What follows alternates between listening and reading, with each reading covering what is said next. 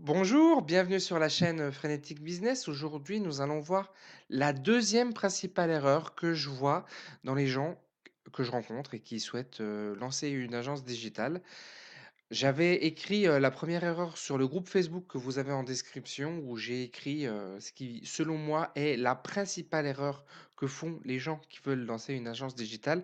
Et là, je vais donc vous parler de cette deuxième erreur que font les gens qui veulent lancer une agence digitale. Alors, avant toute chose, comme viens de vous le dire, vous trouverez en description le lien vers le groupe Facebook, groupe dans lequel je délivre du contenu différent de celui de la chaîne YouTube. Si jamais vous êtes intéressé pour lancer une agence digitale, je vous invite véritablement à rejoindre ce groupe. Ok, on va donc partir sur cette deuxième erreur. Cette deuxième erreur qui est donc aussi une erreur que commettent les agences traditionnelles, et je vais vous expliquer pourquoi elles commettent cette erreur, c'est de vouloir tout faire. Ce sont ces agences digitales 360. Les agences qui font du référencement, de la pub payante, de la vidéo YouTube, et cetera, de la rédaction de contenu, du community management, bref, qui font un peu tout, hein. On part de la création de sites jusqu'à aller faire de la pub AdWords. Pourquoi c'est une erreur et pourquoi vous ne devez pas commettre cette chose? Alors déjà, pourquoi les agences aujourd'hui, qui sont implantés et souvent qui sont implantés depuis longtemps sur le marché, le font. Puisque vous pourriez me dire: «Mais Aurélien, on comprend pas très bien aujourd'hui, il y a des agences concurrentes, enfin futures concurrentes qui le font. Pourquoi je copierais pas cette façon de faire, en fait?» Vous ne pouvez pas la copier. Pourquoi? Parce que les agences, quand elles ont été lancées, à l'époque où il y avait le grand capharnaüm de toutes ces agences, à partir du moment où vous lanciez une agence pour créer un site internet, il y avait tellement peu d'offres et la demande était tellement forte qu'il suffisait juste de dire: «Je crée un site internet pour que vous ayez des clients, en fait». Donc c'était très facile. Mais cet âge d'or aujourd'hui commence à être révolu. Aujourd'hui, les gens, quand ils vont lancer un site internet, ils vont chercher quand même des prestataires qui ont déjà réalisé des sites internet dans leur domaine d'activité, ceux qui sont le plus adaptés. Ils vont chercher à raisonner avec l'agence par rapport à leur propre savoir-faire et par rapport à leur propre entreprise. Et c'est ce que vous devez faire. Vous devez vous spécialiser sur un secteur d'activité, mais aussi sur une activité en particulier. On va prendre l'exemple de Decathlon. Decathlon qui marche très bien, il y a pas de souci, il y a pas de problème. Mais Decathlon, aujourd'hui, ne facture pas cher ses clients. Pourquoi? Parce que quand vous êtes, on va dire, quelqu'un qui est aguerri au running, vous faites beaucoup de courses à pied, c'est quand même assez rare que les gens qui sont vraiment des férus et des pointus et des passionnés de la course à pied achètent leurs baskets chez Decathlon. Le problème de Decathlon, si vous voulez, c'est que c'est du pas cher, qualité, pas cher. Mais vous n'avez pas pléthore de choix. C'est-à-dire que Decathlon, ils font aussi bien de la basket pour le tennis que de la basket pour le hand, enfin, c'est souvent d'ailleurs la même. Et puis, à côté de ça, vous allez avoir quelques baskets de running, mais c'est pas parce que à côté, ils font du golf, à côté, ils font le kayak, à côté, ils font la plongée, à côté, ils font la piscine, à côté, ils font, l'équitation. Enfin, vous voyez, ils font tout plein de choses. Et le problème des agences digitales 360 qui s'adressent à tout le monde, c'est le même problème. C'est-à-dire qu'elles vont vendre des prestations à où le client va ne faire attention qu'à une seule chose, c'est le prix. Et donc, quelqu'un qui va être féru, par exemple, et qui veut vraiment une basket adaptée à son pied, adaptée à sa course, adaptée à son terrain, il va plutôt aller, dans des magasins de type Courir, qui sont, eux, des magasins spécialisés et uniquement spécialisés pour les gens qui veulent des chaussures de course. Et vous avez, pléthore de choix et là, la basket, elle est pas à 30 balles, elle est beaucoup plus chère parce que on s'est spécialisé.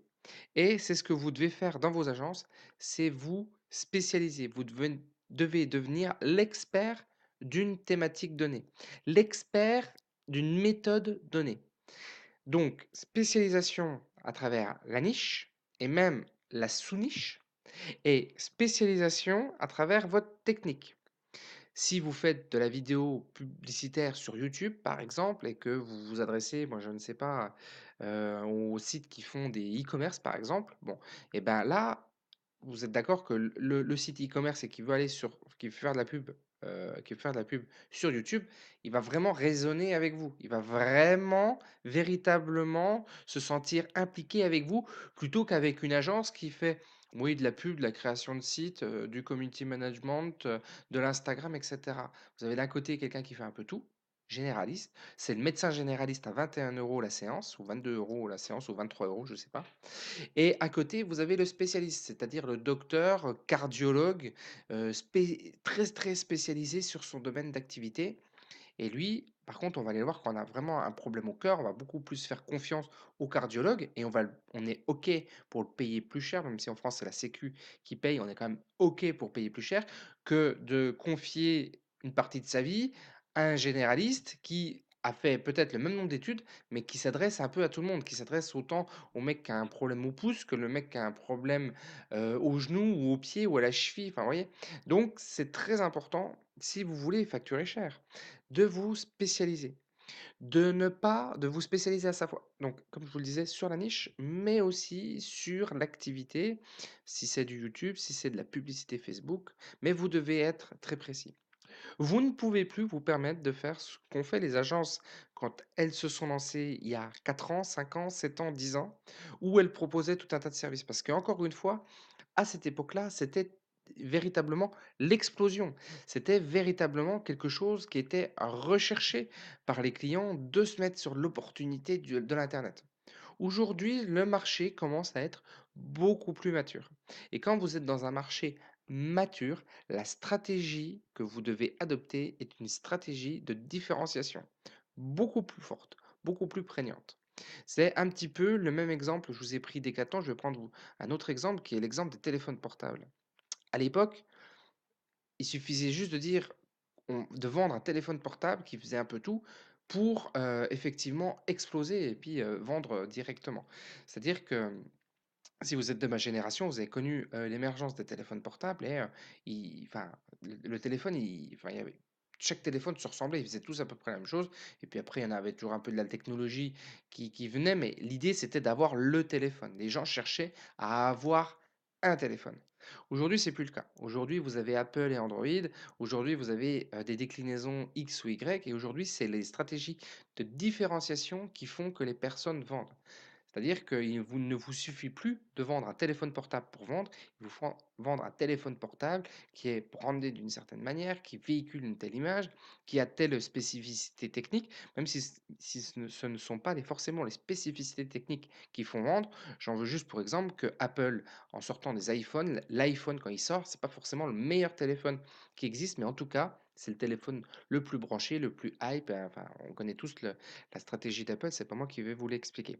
Donc, comprenez bien que quand le marché devient mature, vous devez vous spécialiser.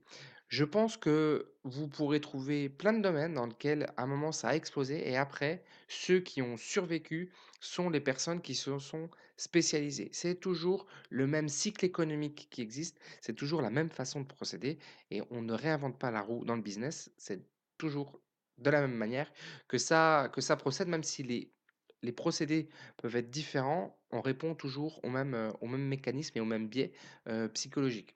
Voilà, chers amis, ce que je pouvais vous dire autour des agences digitales. Je vous invite toujours à, venir sur le groupe Facebook si ce n'était pas encore fait et je vous dis à bientôt. Ciao.